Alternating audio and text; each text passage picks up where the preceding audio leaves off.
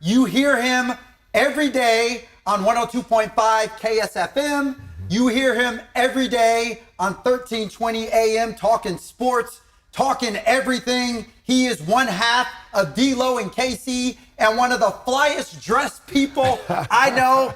The one and only Kitty Caraway is in the building. Come on, man. Hey, look, I need to put you on the payroll. Everywhere I go, I need that type of intro, man. I need the Kevin John intro every time, man. You know, I can be your personal hype man, your personal wingman. Well, let's talk. Whatever. Let's talk. Okay. Well, you know who needs more of a hype man are the Sacramento Kings. They need more than a hype man right now. Goodness. A lot more. Yeah, they need a whole cheerleading section or something. They need Jesus. Wow.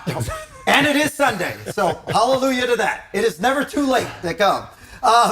But at any rate, let's just get straight into it. It has been an absolute tumultuous week for the Sacramento Kings. Not only, and coming into this week, not only did they lose 5 straight before the firing, they went to 5 games under 500. And I'm not even talking about yesterday's loss to the Los Angeles Lakers, but just a horrific week for the Sacramento Kings. Obviously, that culminated on Friday when we all received the news that Mike Brown had been fired from the Sacramento Kings. My first question to you, Kenny, was firing Mike Brown the right decision for this organization going forward? I'm going to be honest with you, Kevin and Matt. I don't know. But I'll say this. Something had to be done. Something had to be done, whether it was Coach Brown leaving, whether it was Monty McNair and Wes Wilcox leaving, whether it was some players leaving. Somebody had to go. I walked out of the Golden One Center on Sunday after the Indiana game where they just they quit. They tapped out. And I said, somebody's got to go. And that was the thought with people I was talking to after the game. Somebody has to go. Something has to change. A lot of times in these situations, the easiest move is to remove the coach as opposed to try to trade 4 or 5 players or get a new GM and get a new direction. And that may be what they did in this situation. But a lot of people talk about Mike Brown wasn't the problem, and I agree with that. I do believe he was part of the problem. Mike Brown has not been that good for a little while now, since being Team 1, since the playoff year. He's had some up and down moments, and I think he's a good coach. But as far as managing this team and this roster and what they have and these personalities, I think he's left a lot to be desired, and he's had some missteps along the way. Doesn't mean he should have been fired, but in a situation like that, maybe that's what you point to. See, Casey, I'm pretty strong in my conviction that it was the wrong decision. And you talk about maybe he wasn't the right guy for this team, for this roster, or maybe he wasn't clicking with this team and this roster at this point in time. I completely agree with you, except I then turn that on.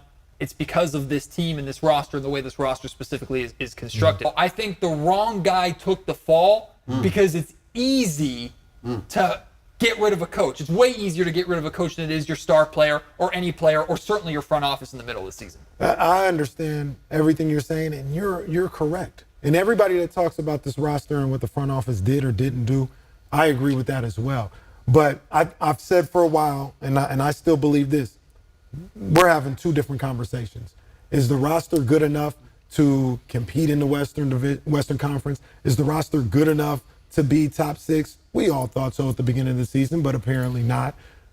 Understandable.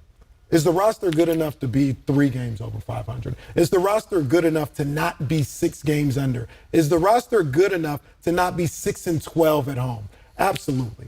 Absolutely it is. And what we've seen this year from this particular roster is unacceptable. And everybody plays a role in that. Monty McNair plays a role in that. The players play a role in that. And Mike Brown played a role in that for what he was not able to provide for this team. All great coaches are motivators, are teachers, instructors. Phil Jackson, one of the greatest philosophers, and he used a lot of philosophy in his coaching.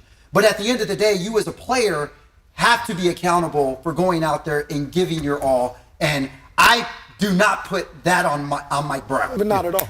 Not at all. Take the money out of it. It's in you. It's in you as a competitor. It's in you as somebody that takes pride in the game, that loves the game. What the kids do, that's right here in your veins. It's in your veins. Going out there and wanting to compete and wanting to be ready. That ain't got nothing to do with it. There's people that go to 24-hour fitness who are ready to go when they step on the floor because it's in them. You know what I mean? It ain't got nothing to do with the money. It's about the love of the game and how you approach the game and how you approach preparing yourself out there every time. So a coach trying to motivate you, that is like far down the list. The money, that's far down the list. What's inside of you, what's in your veins, that's where that comes from. And if you don't have that, we need to check if we even have the right people here. Kev said the word accountability, and that's been a buzzword around this organization for the last 3 years. Since Mike Brown came in, his first words in his introductory press conference, he talks about the accountability on all levels of the organization, everybody being on the same page, from the players and coaches and basketball operations, from ticket sales to the people who he was all about accountability throughout the organization and everybody being bought in and on the same page. And over the last couple of years, that on the same page thing never looked consistent with this organization, especially between the coaching and the front office. And this accountability buzzword that Mike was spearheading, but that was echoed by the players and echoed by other coaches and echoed by the front office, I felt that that was just lip service. I felt Mike was the only one that was actually trying to practice what he preached, was the only one actually trying to hold guys accountable. And it seems like players and certain people within that organization didn't necessarily like the way in which he tried to hold them accountable. But my concern is now you've got the guy who's trying to practice what he preaches gone. He's not there anymore. And I'm not saying Doug Christie can't hold this team accountable or the coaches staying there can't hold this team accountable. But if the players weren't willing to be held accountable or didn't like the way that Mike was holding them accountable, they're still here, which means the problem is still here. You guys both said something. Doug Christie, who obviously is the interim head coach right now, and we're going to get to that. We do have to take a break, but we are going to get to the interim head coach and what's next for the Sacramento Kings organization.